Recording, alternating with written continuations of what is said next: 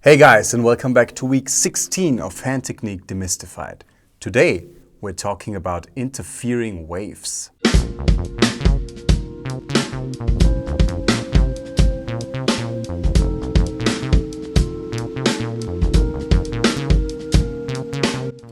Welcome back.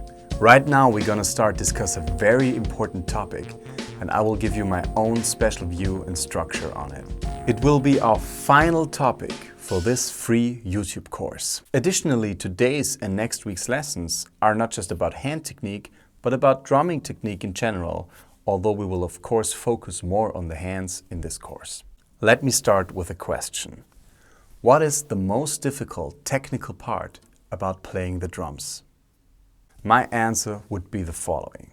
Drumming gets technically extremely difficult as soon as we're mixing different wave movements together that aren't in line anymore, but interfering with each other. I'm not sure if any other teacher has ever used the term interfering waves to describe what's going on, but that's what I ended up with. Let me explain. First of all, just for now, let's consider every movement that we do a wave. We've talked about wave-like motions so much over the last couple of weeks, but we've also talked about linear, non-wave-like motions.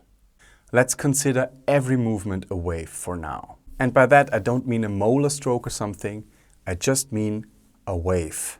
Let's consider every movement a wave for now, also a Gladstone or finger movement, okay? Another question. What's easier to play? A loud stroke in your right hand in unison with a loud stroke of your right foot, or a loud stroke in your right hand in unison with a soft stroke of your right foot.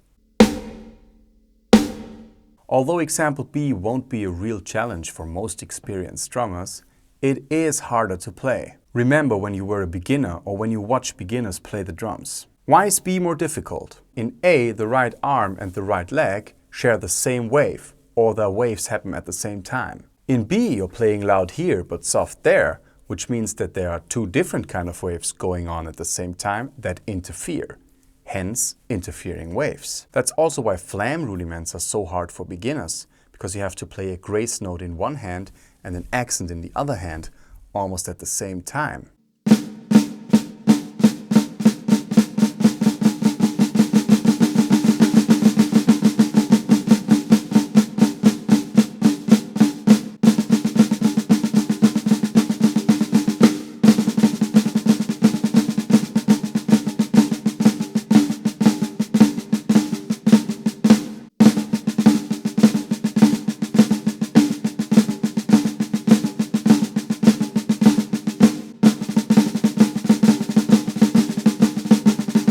Another example would be playing a 3-note ostinato on your right cymbal or hi-hat and putting various snare and bass drum accents against that.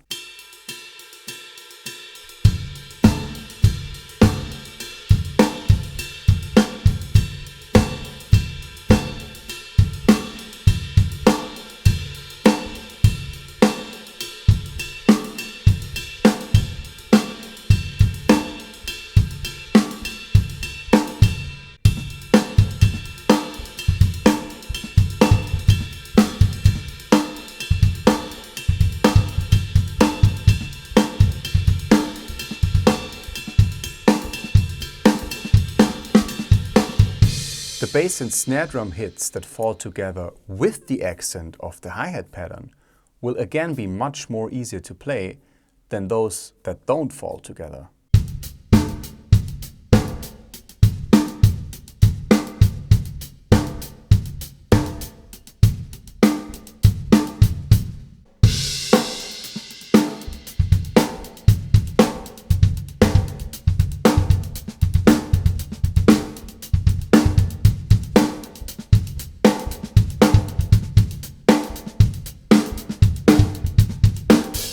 Or you play a jazz right cymbal beat and put various waves in your left hand or bass drum against that.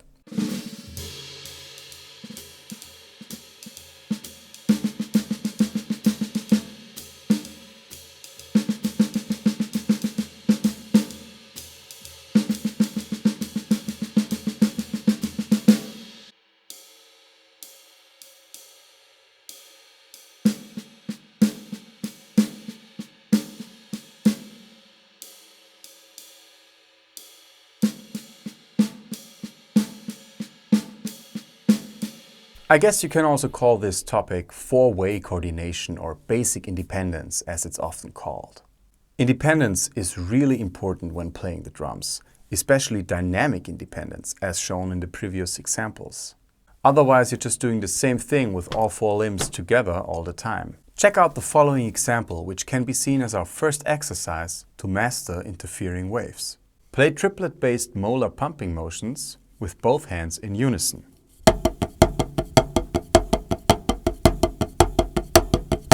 Now displace the accent of your left hand and put it on the second eighth note triplet. So instead of you're playing, you know, displace it.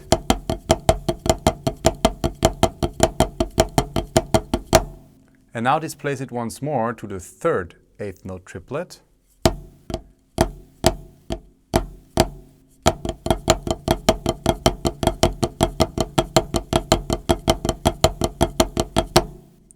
At A, both waves are together.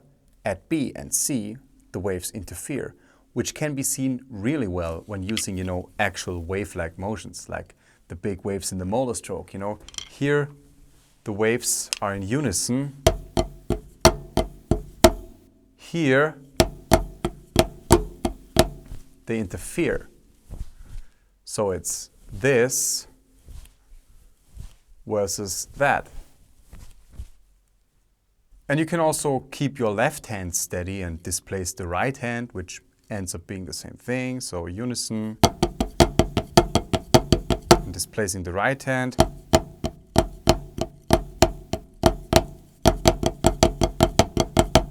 And then displacing it once more.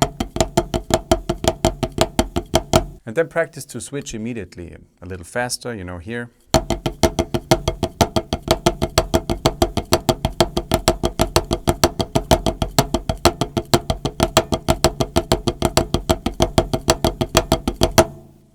Slower.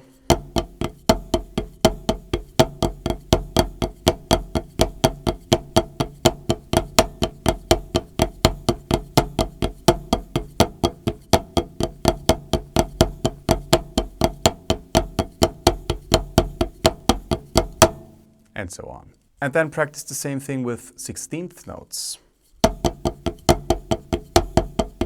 Then displacing the left hand.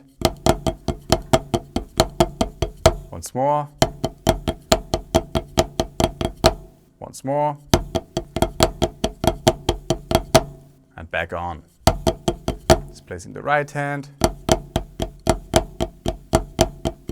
Once more. And one more time. And this is hard, as you can hear.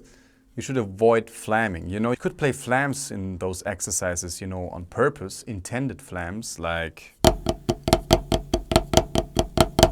for example. But if you don't intend to flam, try not to flam. And that's very hard, So again, with 16th notes.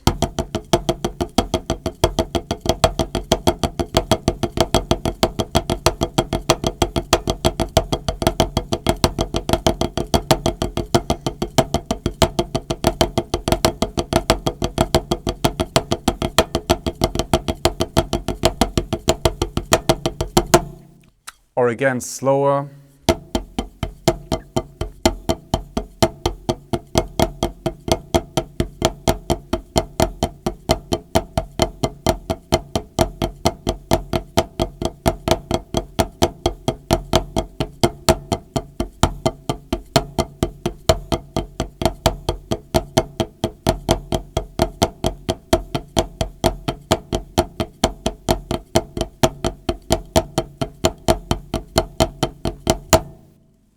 There are a million examples of interfering waves, as we do that all the time. We're not doing the same movements with all four limbs at the same time constantly. More often, our waves interfere. That's it for today. Tune in again next Monday, where we will talk some more about interfering waves, and I will show you a couple of more useful exercises to master them. As always, thanks for watching. Please hit like and subscribe if you haven't already. Ring the bell, go to my website, and I see you all again next Monday.